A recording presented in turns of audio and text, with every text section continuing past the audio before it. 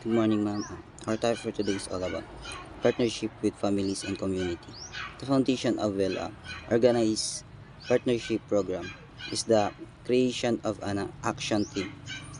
The action team is composed of teacher, administrator, parents, and community. Parents, the team prepare a yearly plan for family and community involvement, implements and evaluate program, and integrates the activities undertaken by other groups and individual teacher into a holistic partnership program for the school, all with a clear focus on increasing student success. Often's model of six six types of parents involvement: parenting, commuting, learning at home, collaborating with community, discussion making, volunteering, and number one is parenting. Assist all families in creating home condition that will promotes their student academic success.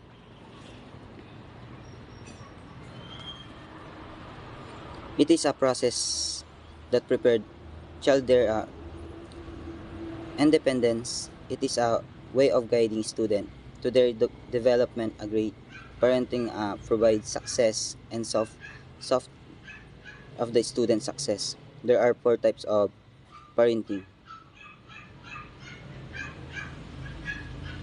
authoritarian parents, driven. The parents gets to decide about everything without giving giving the child input. For example, if the parents decides to make some things whether they like or not, the children is obliged to do it. Authoritative, supportive response with limitation, an act of involving children with discussion or decision making, but with clear rules and expectation of their action. Permissive, it is a kind of freedom wherein as a parents you are giving freedom to your child for doing things like cleaning chores whenever they like it without punishment. Neglectful, a lack of parental interest or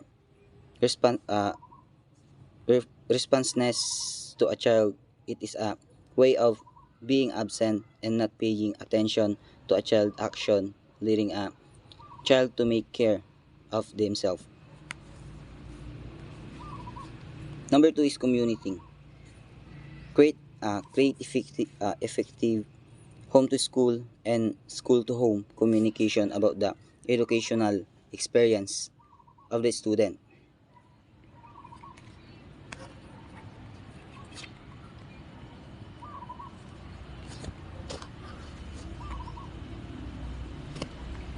Communicating in order to have a great relationship, the school and home should establish a great report in order to promote a better experience for the student learning. It promotes a well strategies way of giving feedback about the students' behavior and progress at home.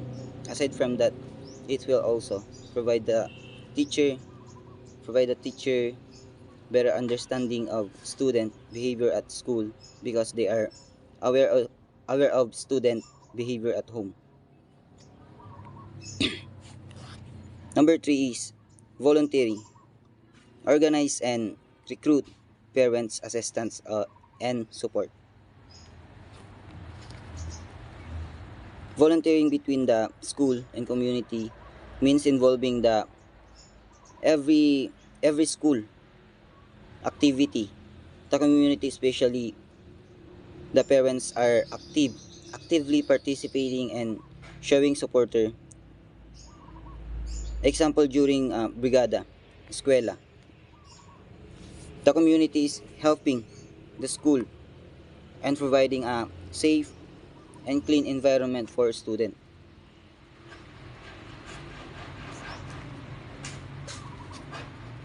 Number 4 is learning at home. Provide families with information and ideas on how to assess student at home.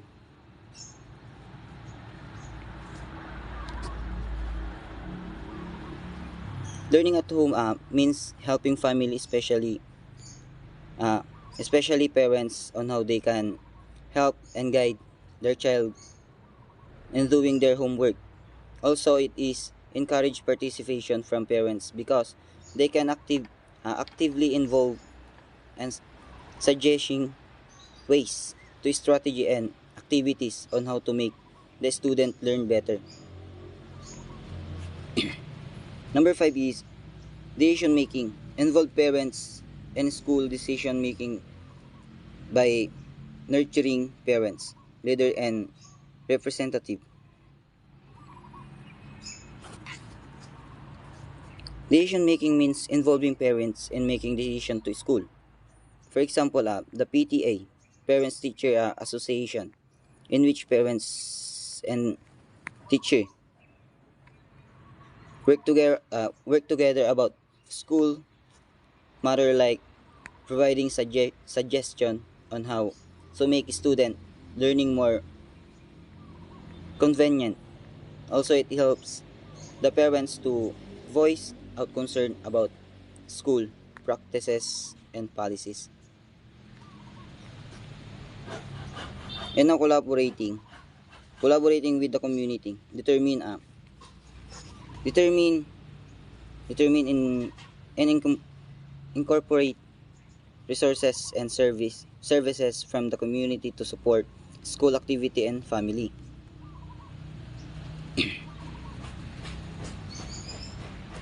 Best example of collaboration between the school and the community is during Brigada Escuela, because the community offers their service to the school by helping them make make the school clean and preparation for school classes. Thank you, ma'am.